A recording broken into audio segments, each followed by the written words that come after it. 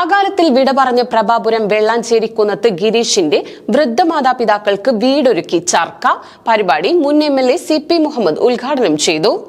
അകാലത്തിൽ വിട പറഞ്ഞ പ്രഭാപുരം വെള്ളാഞ്ചേരിക്കുന്നത്ത് ഗിരീഷിന്റെ വൃദ്ധമാതാപിതാക്കൾ താമസിക്കുന്ന വീട് വാസയോഗ്യമല്ലാതെ ജീർണാവസ്ഥയിൽ ആയിരുന്നു.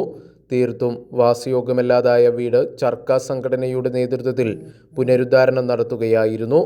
കൊപ്പം അങ്ങാടിയിൽ ചായമക്കാനി സംഘടിപ്പിച്ചാണ് പ്രസ്തുത പ്രവർത്തനങ്ങൾക്ക് പണം കണ്ടെത്തിയത്. ഇന്ന് ഗിരീഷിനെ അനുസ്മരിക്കാൻ ചേർന്ന ചടങ്ങിൽ വെച്ച് ഗിരീഷിന്റെ മാതാപിതാക്കൾക്ക് വീട് കൈമാറി. പരിപാടി മുൻ MLA CP മുഹമ്മദ് ഉദ്ഘാടനം ചെയ്തു. ഇത് ഒരു സുഹൃതമാണ് ഇവിടെ ഇന്ന് ഉദ്ഘാടനം ചെയ്യപ്പെടുന്നത്. അകാലത്തിൽ നമ്മെ വിട്ടുപിരിഞ്ഞുപോയ ഗിരീഷിൻ്റെ കുടുംബത്തിനു വേണ്ടി ഈ വീടിൻ്റെ പുനരുദ്ധാരണ പ്രവൃത്തികൾ നിശ്ചിത സമയത്തിനുള്ളിൽ തുടങ്ങി അത് പൂർത്തിയാക്കി ഇന്ന് ഈ വീട് കുടുംബങ്ങൾക്ക് കൈമാറുകയാണ്. ഈ റിയാസ് മുക്കോളി ഇതുപോലെയുള്ള ഒരുപാട് സുഹൃതം ചെയ്യുന്ന ഒരു വ്യക്തിത്വത്തിൻ്റെ ഉടമയാണ് എന്ന് ഞാൻ പറയാതെ തന്നെ നിങ്ങൾക്കറിയാം. അദ്ദേഹം ഒരു തവണ ഇവിടെ തെരഞ്ഞെടുപ്പിൽ മത്സരിച്ചു, പരാജയപ്പെട്ടു. സാധാരണ ജയിച്ചവർ തന്നെ ഉത്തരവാദിത്തങ്ങൾ വിസ്മരിക്കുന്ന ഒരു കാലഘട്ടത്തിൽ ധാരാളം ഉദാഹരണങ്ങൾ അതിന് എത്രയോ ഉണ്ട്.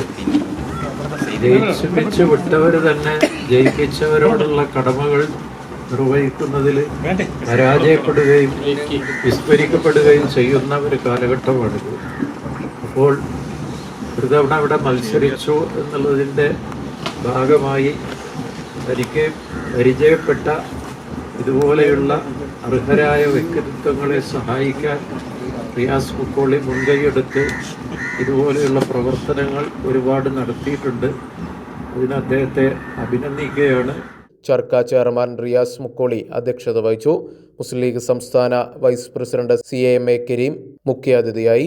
DCC general secretary Kammukutty Edathol, Pattambi block panchayat president AP Ramadas master, E Mustafa master, EK Muhammad Kuttiyaji, Neeladi Sudhakaran, C Sangeetha തുടങ്ങിയവരും മറ്റു സംഘടനാ നേതാക്കളും ചടങ്ങിൽ പങ്കെടുത്തു.